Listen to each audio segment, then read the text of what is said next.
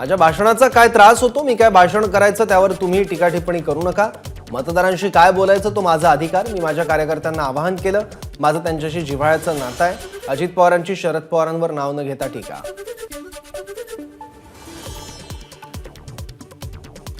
मोदींसमोर पंतप्रधान पदाचे उमेदवार कोण हे अजून सांगता येत नाही.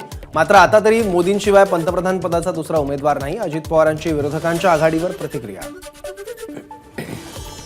एका खासदाराला निवडून आणण्यासाठी मी आणि वळसे पाटलांनी प्रयत्न केला तर त्यांच्या विरोधात दिलेला उमेदवार आम्ही निवडून आणणारच. नाव न घेता अजित पवारांची अमोल कोल्हेंवर टीका. 2024च्या निवडणुकांपूर्वी एबीपी न्यूज सी वोटरचा ओपिनियन पोल जाहीर. महाराष्ट्रामध्ये मवियाला आघाडी तर उत्तर प्रदेशमध्ये भाजपचा मोठा विजय. बिहारमध्ये महाआघाडी, बंगालमध्ये टीएमसी आणि पंजाबमध्ये काँग्रेस आणि आपमध्ये होणार काटेकी टक्कर. एबीपी सी वोटरच्या सर्व्हेवर अजित पवार यांची प्रतिक्रिया. अशा प्रकारच्या सर्व्हेला काही आधार नसतो. 5 राज्यांचे सर्व्हे आठवा आणि निकालही आठवा. अजित पवारांची प्रतिक्रिया.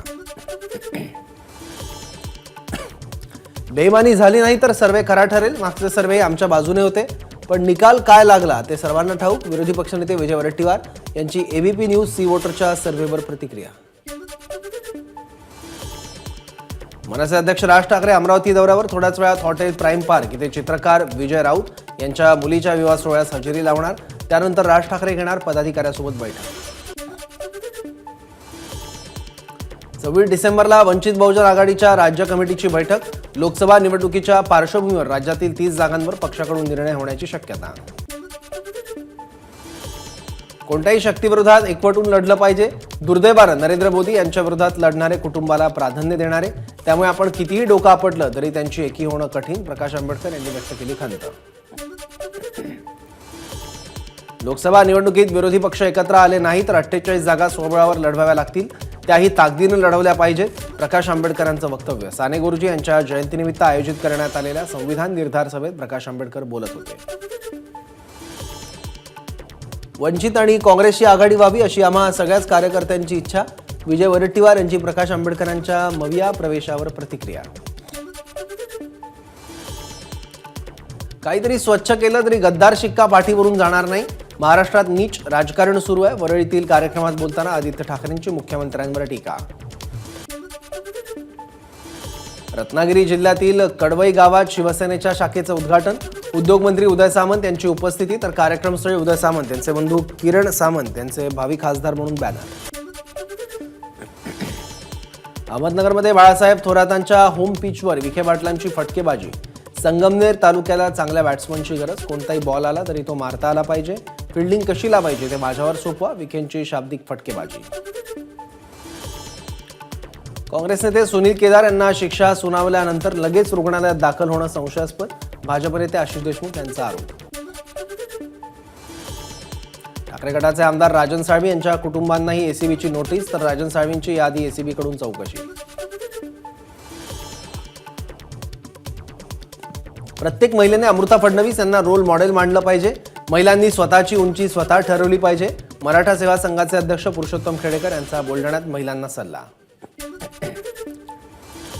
ठाण्यात कोरोना JN1च्या यादीत 5 नव्या रुग्णांची नोंद. या 5 रुग्णात 1 महिला आणि 4 पुरुषांचा समावेश. ठाण्यातील एकूण रुग्णांची संख्या 28 वर.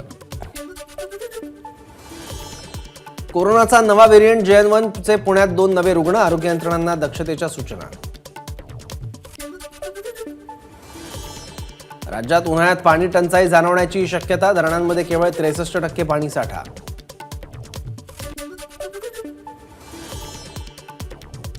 पुण्यात पाणी प्रथम पिण्यासाठी ठेवा मग शेतीसाठी ठेवा अशा सूचना दिल्याची उपमुख्यमंत्री अजित पवारांची माहिती. गेल्या वर्षीच्या तुलनेत पुण्यातील पाण्याची परिस्थिती बिकट.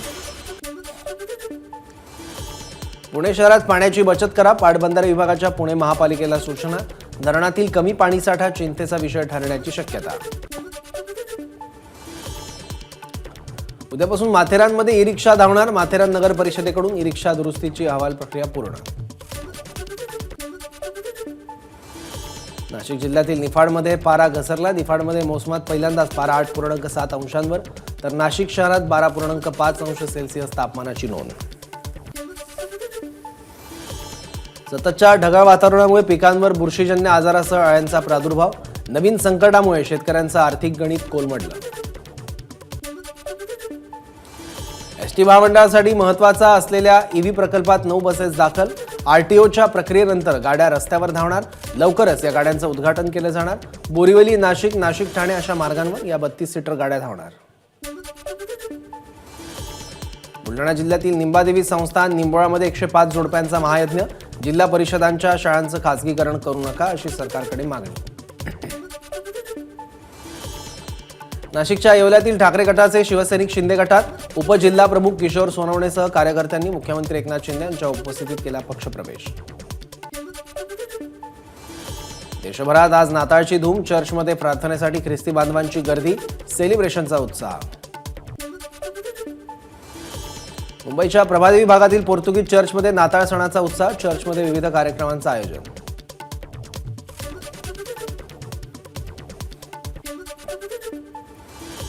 वसई विरारमध्ये नाताळाच्या आदल्या रात्री ख्रिस्ती बांधवांकडून येशूच्या आगमनाची प्रार्थना. यावेळी फादरने सर्वांना आशीर्वाद देत दिल्या ख्रिसमसच्या शुभेच्छा.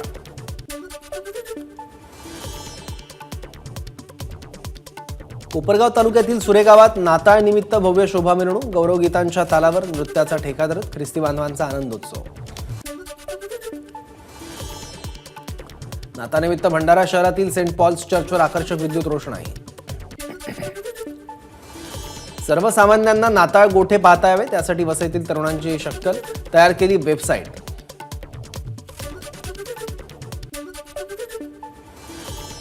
दापोलीत सीएनजीचा तुटवडा. सीएनजीसाठी पंपावरती लांब रांगा. 1.5 ते 2 तास पाहावी लागते प्रवाशांना वाट.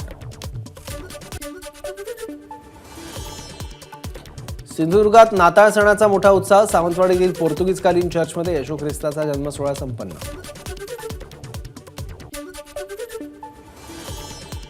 चंद्रपूर जिल्ह्यातील ताडोबा व्याघ्र प्रकल्प हाऊसफुल. सलगच्या सुट्ट्यांमुळे पर्यटकांची गर्दी. शिर्डीत साईबाबांच्या दर्शनाला सलग सुट्ट्यांमुळे भाविकांची मोठी गर्दी. नवीन वर्षाच्या स्वागतापर्यंत शिर्डीत राहणार गर्दी. एबीपी माझा, उघडा डोळे बघा नीट.